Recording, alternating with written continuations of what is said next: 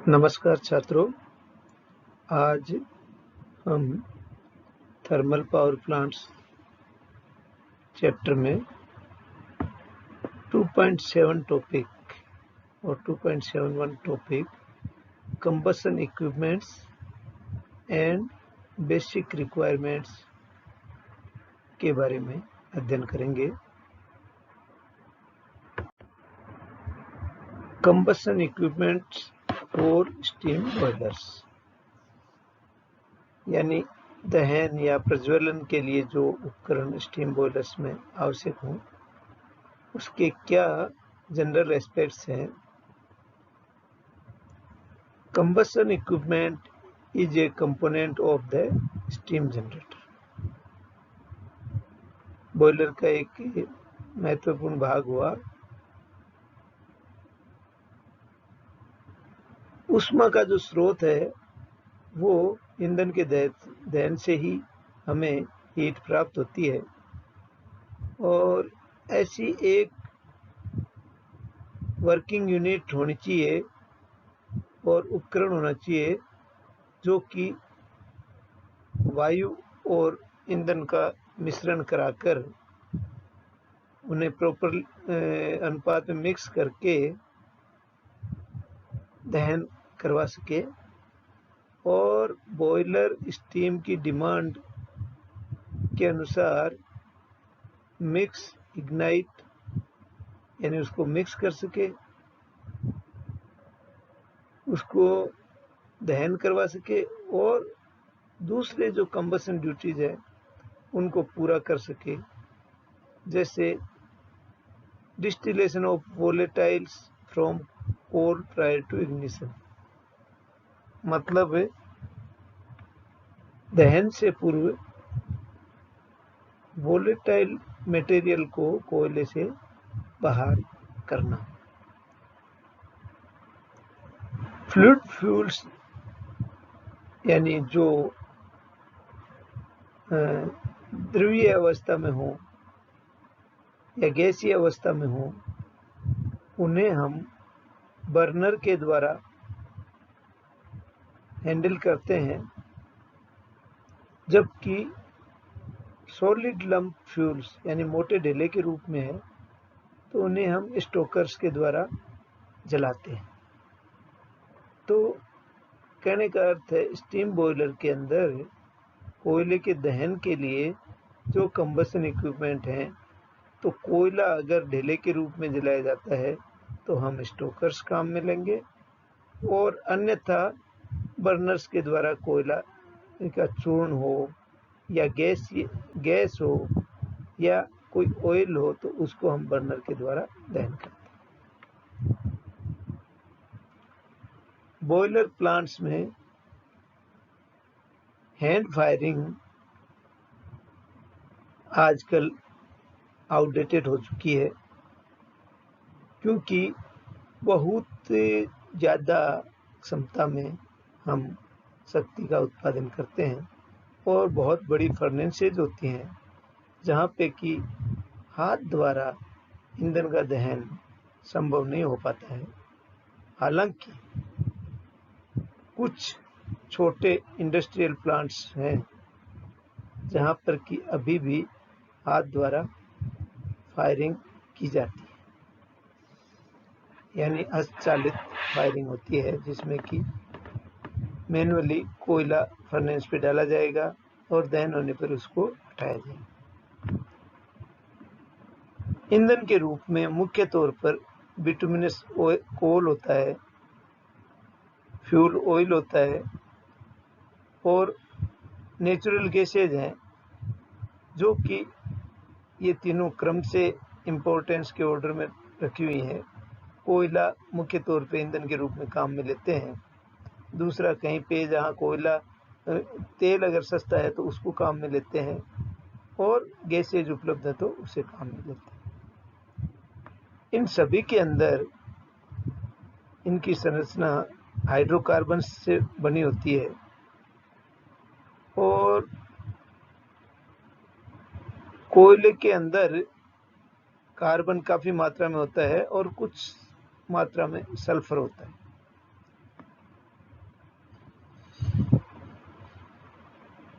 इन पदार्थों को जलाने के लिए या इन ईंधन को जलाने के लिए और इनके जो एंड प्रोडक्ट्स हैं CO2 बनाना और H2 यानी वाष्प को वाष्पित करना जो जिसमें कुछ जल की मात्रा हो, तो इसके लिए पहला रिक्वायरमेंट है कि वायु का पर्याप्त मात्रा में होना। दूसरा रिक्वायरमेंट है कि ईंधन और वायु का अच्छी तरह से मिक्सिंग होना।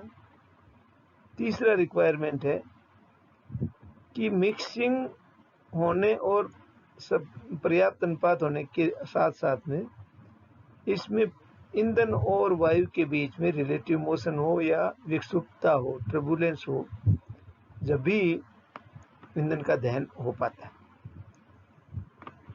कंबशन इक्विपमेंट होता है, इसमें ये रिक्वायरमेंट फुलफिल होना आवश्यक होता है। कंबशन रिक्वायरमेंट जो इक्विपमेंट है वो इस तरह का होना चाहिए जिसमें ये तीनों बातें पूरी होती हों। और इसके साथ साथ में जो ईंधन के दहन की जो दर है उसको रेगुलेट करने में भी कैपेबल होना चाहिए।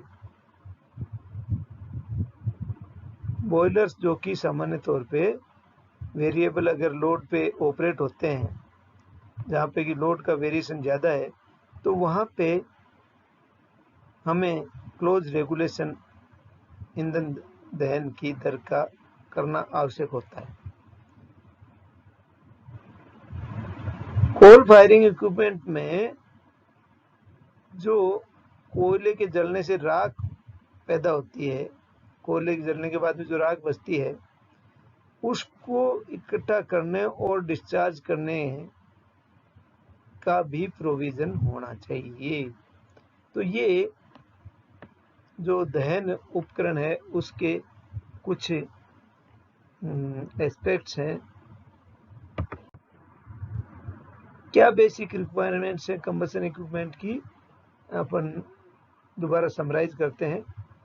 थोरो mixing of fuel and air, optimum fuel air ratio leading to most complete combustion.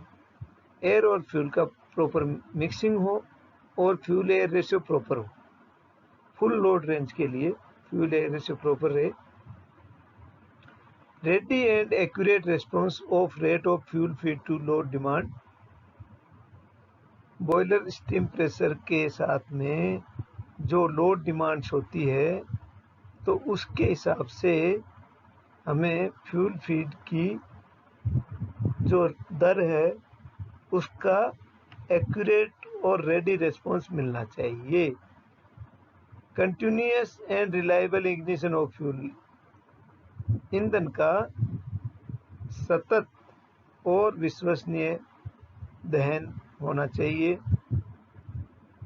Volatile components यानी जो कोयला होता है उसमें नमी रहती है तो उसका प्रैक्टिकली डिस्टिलेशन होते रहना चाहिए। Adequate control over point of formation and accumulation of ash when coal is the fuel. अगर ईंधन के रूप में कोयला काम में ले रहे हैं तो जहाँ पे ईंधन दहन के पश्चात राख बनती है उसका एक्यूमुलेशन और कंट्रोल के लिए प्रोविजन होने चाहिए।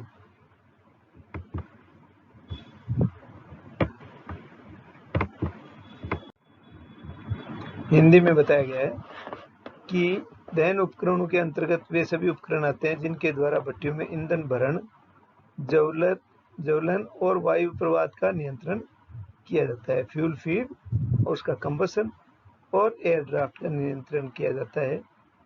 ठोस, चूर्णित, द्रवीय और गैसीय ईंधनों के भरण और ज्वलन के लिए अलग अलग उपकरण प्रयोग में लेते हैं। कंबशन इक्विपमेंट्स का जो बेसिक रिक्वायरमेंट निम्नानुसार है। ईंधन और वायु का पर्याप्त मिश्रण हो, कोयले के वाष्पशील अवयवों का प्रायोगिक डिस्टिलेशन हो, ईंधन का लगातार और योग्य प्रज्वलन हो, कोयला ईंधन के रूप में तब राख के निर्माण और संयंत्र के ऊपर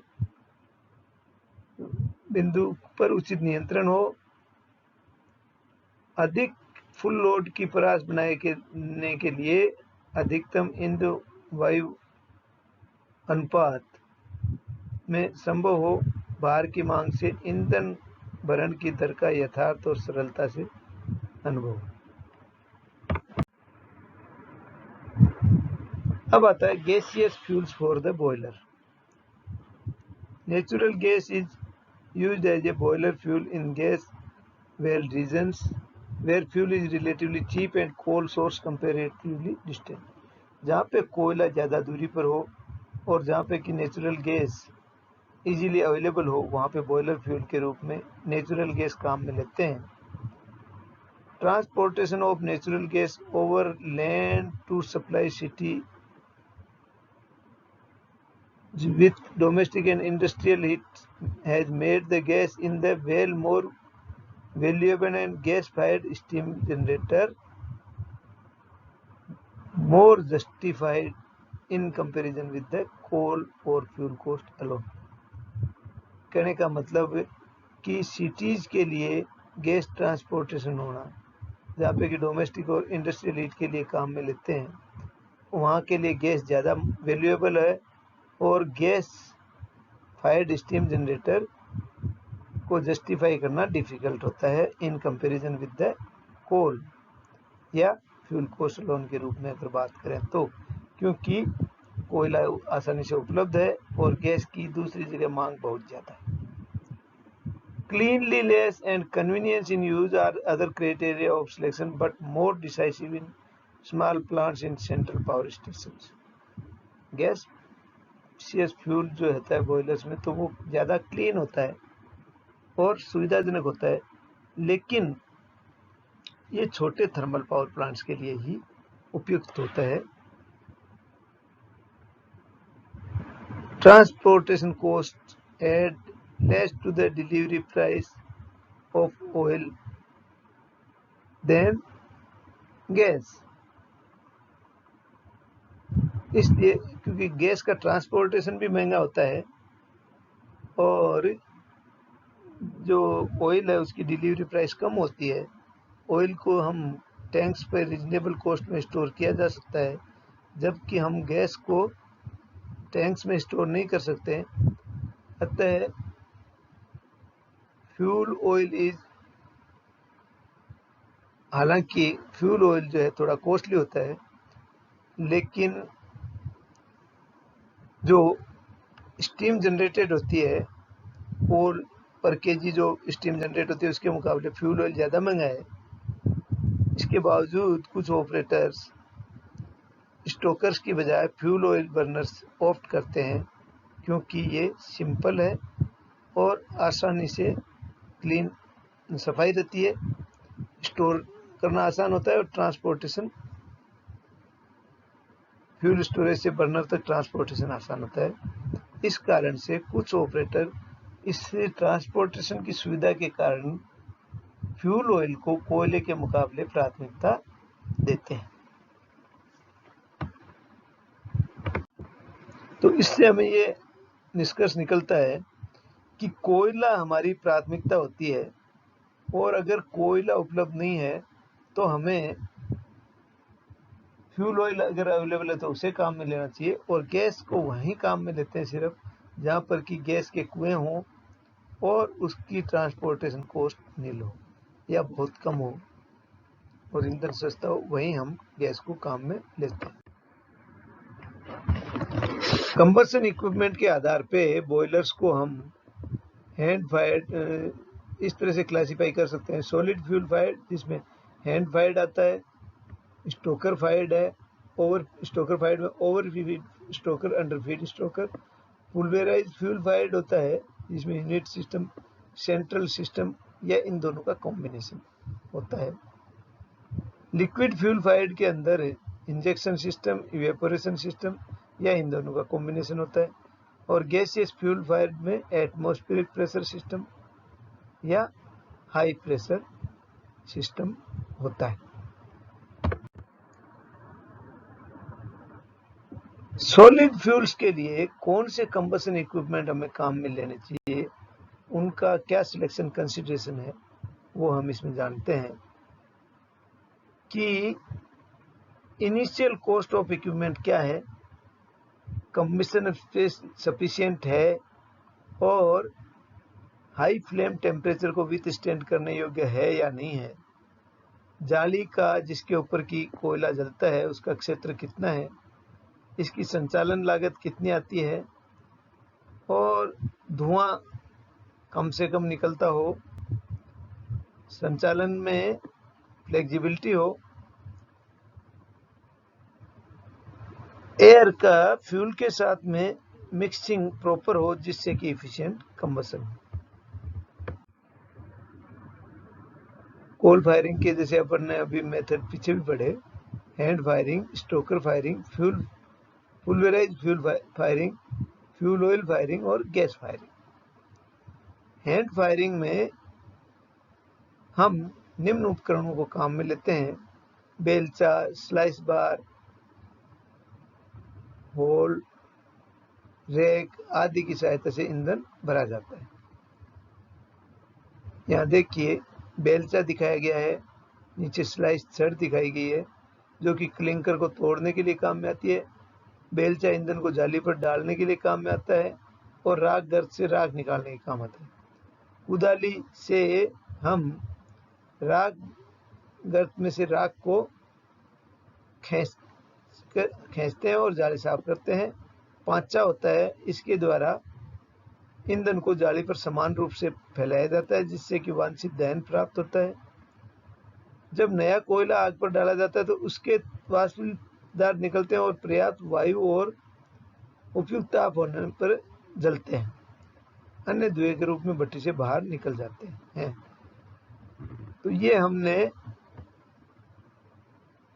दहन के लिए उपकरणों की क्या रिक्वायरमेंट्स होती है, उनकी मूलभूत आवश्यकताएं क्या हैं और कौन कौन से उपकरण काम में लेते हैं इसके बारे में जानकारी ली। रेफरेंस बुक्स हैं। धन्यवाद।